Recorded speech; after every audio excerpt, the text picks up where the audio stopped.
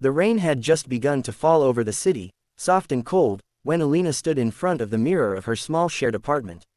Her sister Layla was sitting on the bed, scrolling through her phone, dressed in a glittering red dress. She looked perfect, as always. But Layla wasn't planning to go on the date tonight, not anymore. "I'm not going," Layla said flatly. "He's just another old man in a suit.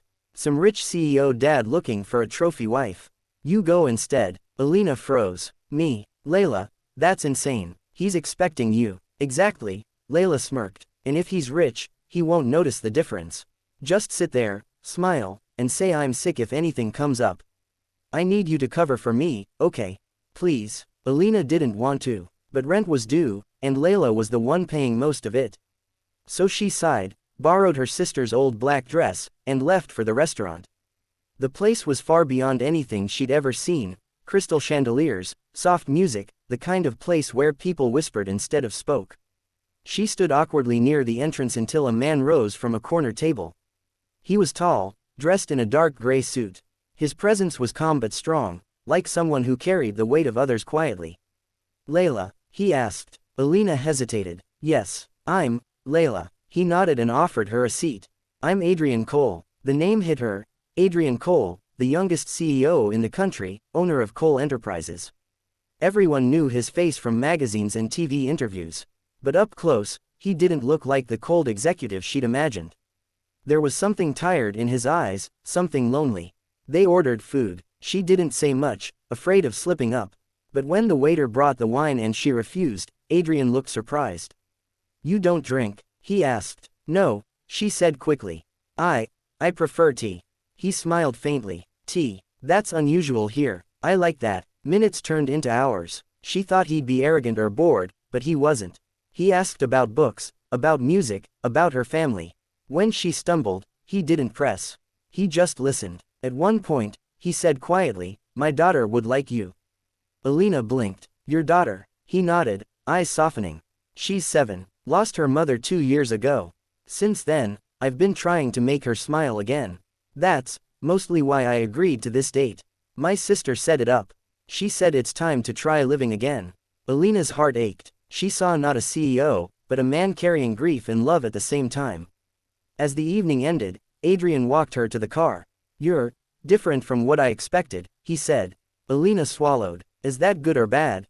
He smiled slightly. "Good. Definitely good." She nodded awkwardly and got into the car, her hands trembling.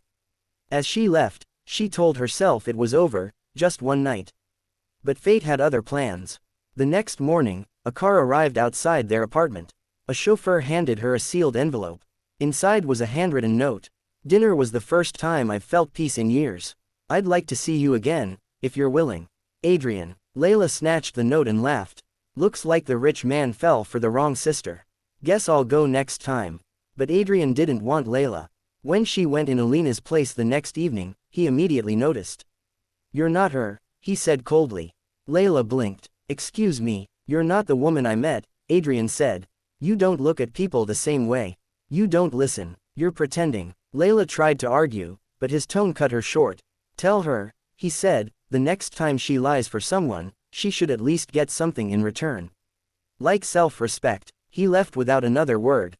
Later that night, Alina received a call from an unknown number. "Why didn't you tell me the truth?" Adrian's voice was calm but hurt. "I'm sorry," she whispered. "It wasn't my idea. I never meant to deceive you."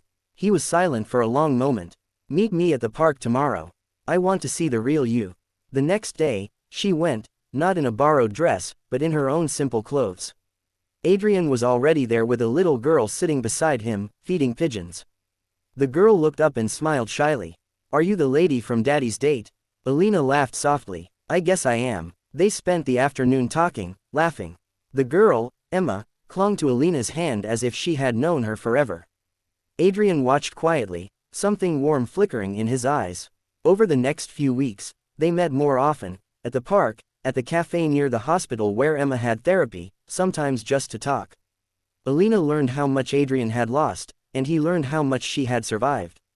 She had grown up poor, working since she was 16, sacrificing her own dreams so her sister could chase hers.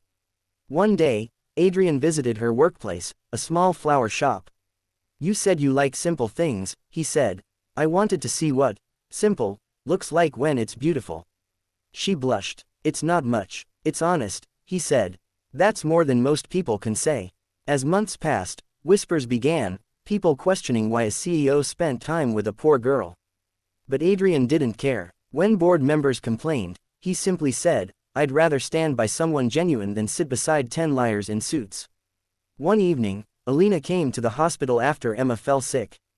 Adrian sat outside her room, exhausted and worried. Alina brought soup, sat beside him, and said softly, You don't have to be strong all the time. He looked at her, eyes full of pain and trust. You don't know how many nights I wished someone would say that. In that quiet hospital corridor, surrounded by faint lights and rain outside the window, he finally let his guard down. Weeks later, when Emma recovered, Adrian invited Alina and her to a quiet dinner, just the three of them. After dessert, Emma handed Alina a small box. Inside was a silver bracelet. Daddy said you make people happy, Emma said shyly. So I wanted to give you something that shines. Alina's eyes filled with tears. Adrian reached across the table. You came into my life by mistake, he said, but I think some mistakes are meant to happen. She smiled through tears. So what now? He looked at her gently. Now, I don't let you leave.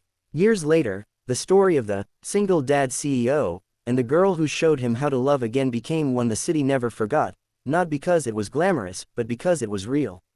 He once told her, standing in the same